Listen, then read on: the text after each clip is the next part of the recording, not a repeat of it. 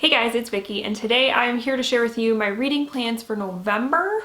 A little bit of a warning, this is an ambitious TBR, but it's mostly because there are just a lot of bookish things that I want to try to accomplish in November, and so it resulted in an ambitious TBR. So yeah, let's get into it.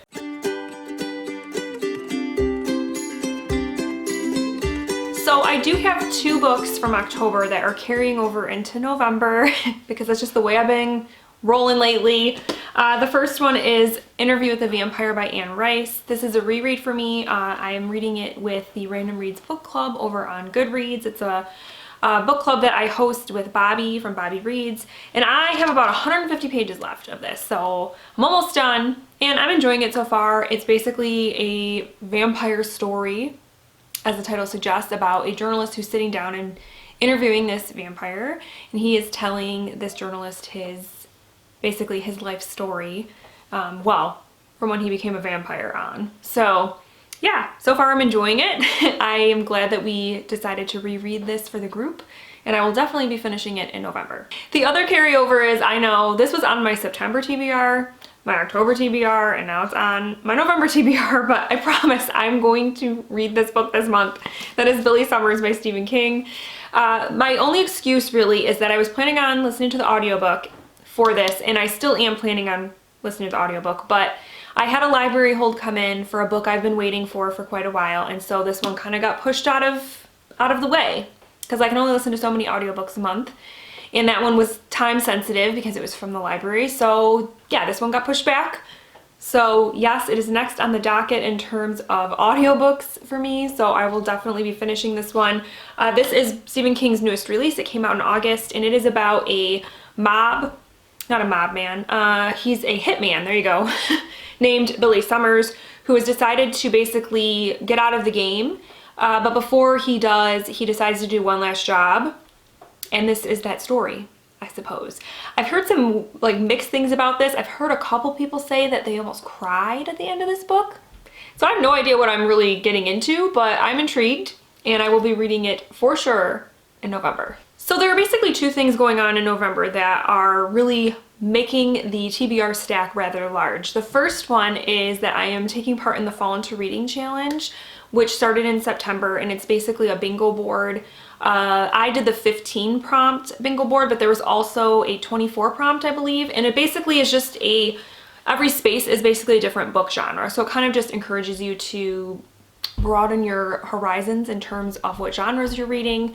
And I have been slacking a little bit on my bingo board, so in November I really want to push and try to fill that board up by the end of November. So the next couple of books are basically going to assist me with that. And the first one, I actually just got this from the library. I was the first in line for this because it just came out in the end of October.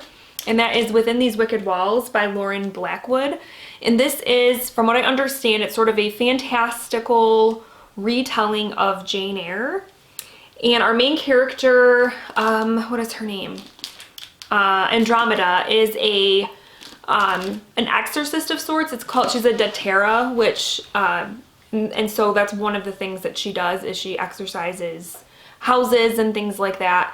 And so she goes to this house where this man is having a problem with some sort of evil spirit or something, and she's there to help him out, and it kind of goes from there. And I think it's going to be really good. This was an anticipated release for me, so I really hope I enjoy it. And for the Fall Into Reading Challenge, this is going to fulfill a POC author. So yes, there's that one. And then the next one that I'm going to be reading for the Fall Into Reading Challenge, and it's going to fulfill historical fiction for me, that is Sarah's Key by Tatiana de Rosnay. This is a World War II story. I believe it takes place in France. And it is about a brother and sister who, when the Nazis came in and occupied France, the sister, I believe, hid the brother in a cupboard or something like that, and then they basically got separated throughout the war and everything. And I think it flashes back and forth in time. Part of the story takes place much later, and then it flashes back to the warriors. And I think it's just about this brother and sister. I don't know. I've heard this is very sad and I might cry. I don't know. But it's been on my TBR for a really long time, so it's time to get it done, and it's going to fulfill that historical fiction prompt for me. The next book that I'm going to be reading in November is going to fulfill the contemporary prompt for the Fall into Reading Challenge, and that is The Pearl That Broke Its Shell by Nadia Hashimi.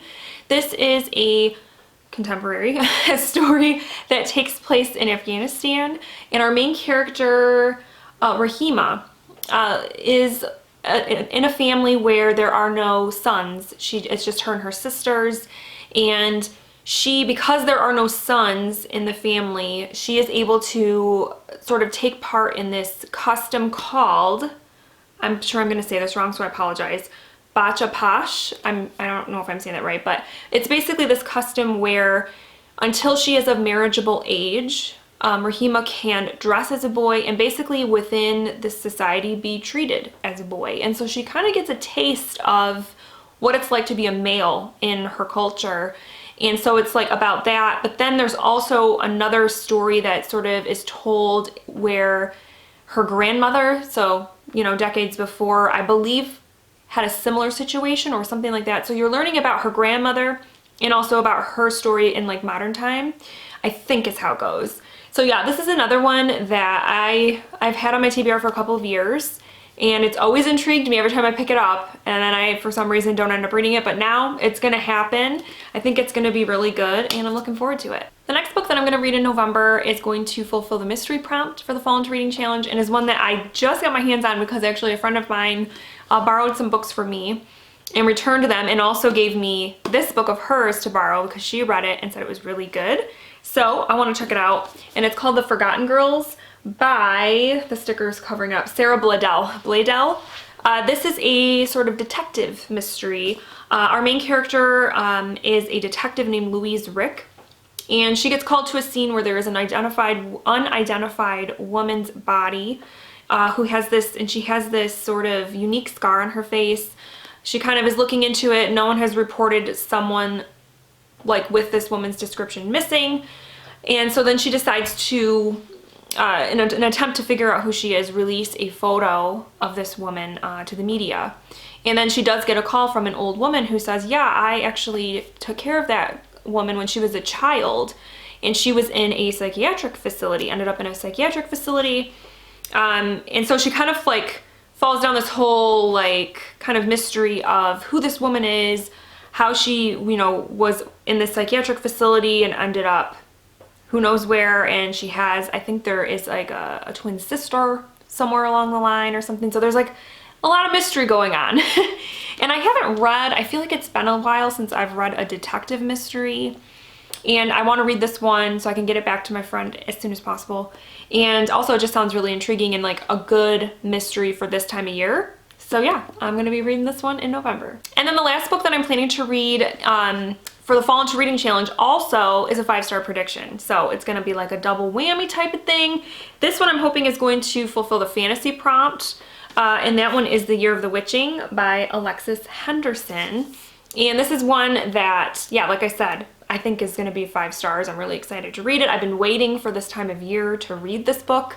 And it's basically about, it takes place in a puritanical society where our main character discovers that her mother was somehow involved with witches. And so it kind of deals with her finding out about her mom and possibly things about herself. And so it has like witchy vibes and stuff. And yeah, I've heard such great things about this, and I'm really excited to check it out. Okay, so the rest of the books on my TBR are nonfiction books because it's nonfiction November, and so I always try to up my nonfiction game. I feel like throughout the year, I generally try to read one nonfiction book one nonfiction book a month. But in November, I try to up it a little bit. So I'm gonna try to read 3. I might not get to them all, but I really want to. So the first one is actually also going to help me out with the buzzword reading challenge for November, because the buzzword for November is lost. So this one, like I said, it's a nonfiction book. It's called The Lost Family: How DNA Testing is Uncovering Secrets, Reuniting Relatives, and Upending Who We Are by Libby Copeland. And that's basically what the title suggests. It's about how all of these different sort of DNA testings, like, oh my gosh, I can't even think of any of them, like Ancestry.com and like all these other, like, those types of sites where you can basically send in your information and find out all this stuff about you, how it has actually, in some cases, has been great and has reunited families, or excuse me, or in the case of the Golden State Killer, that's how we caught the Golden State Killer, was because of, what is it, 23andMe, I believe. And so it has done great things, but it has also caused issues sometimes in families, because people will find out, like, oh my gosh, this person who I thought was my dad isn't really my dad, or like, that's not really my sister, or, you know, whatever the case. So it's all just basically about this fairly new phenomenon of basically finding out all this stuff about your ancestry and how it has like pros and cons. It just sounds really interesting. So yeah, I'm hoping to read that one in November. And then the next one is another anticipated read for me. And it is a memoir by George M. Johnson called We Are Not Broken. And I think I talked about this book fairly recently on my channel, but I will repeat myself. George M. Johnson wrote the memoir All Boys Aren't Blue. I read it last year and absolutely loved it. And this one is another memoir, but I think this time around it focuses more on George's relationship with their family. Because it's touched on in All Boys Aren't Blue, but I think it's just a little bit more like focused in this book, because George had a really close relationship with their grandmother and their cousins, and I believe they have a brother too. And so, and honestly, that was one of the things I really loved about All Boys Aren't Blue, were some of those little like anecdotal stories that they told throughout were just really good. So when I heard that this book was coming out, I pre-ordered it and now I'm going to read it. And then the last book that I want to get to is one that, like, I don't know if I will actually get to this. I really want to though, because I've had this book for quite a while as well, and it is such an interesting story to me, and a really good piece of like investigative journalism type nonfiction, which I really enjoy. And that is Bad Blood: Secrets and Lies in a Silicon Valley Startup by John Carryover. And this is basically about, oh gosh, what's her name? Elizabeth Holmes, who was the founder and CEO of Theranos, which was this company where they basically claimed that you could basically like give like a drop of blood and they can tell all this stuff about you, like about your health and stuff, where normally when you have to get your blood drawn for testing and stuff, they have to take quite a bit. And this technology apparently was like, oh, you only have to give like one drop or a very, very small amount for them to be able to tell all this stuff. And it turns out it was a load of crap. And the technology didn't work and like all this other stuff. And so I've just heard really good things about this, and it's just a very like interesting story to me. So yeah, I really want to read it. I'm hoping I can get my hands on the audiobook, because I think that would be a good way to take it in. And then I would love to be able to watch, I think HBO did a whole like docuseries on this story. I think it would be interesting to watch maybe after reading the book. But yeah, so hopefully I can squeeze this one in also in November, so I can have 3 nonfiction books for Nonfiction November. Okay, so as you can tell, that's quite a stack, and it's pretty ambitious, and I don't know how I'm gonna do it, but I'm gonna try my best to get all these books read, because like I said, I really want to fill in my bingo board for Fall into Reading Challenge. And then yeah, I mean, I have nonfiction reads for Nonfiction November. I have a 5-star prediction in there, which is also kind of timely. Like, I want to get through those before the end of the year. So yeah, I have some work to do, but I'm feeling motivated, because in October, as you guys will see when I post my wrap up, I don't feel like it was super productive.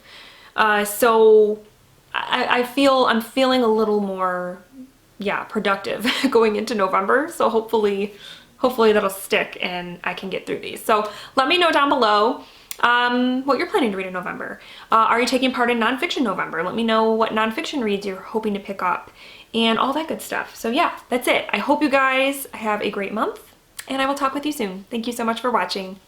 Bye.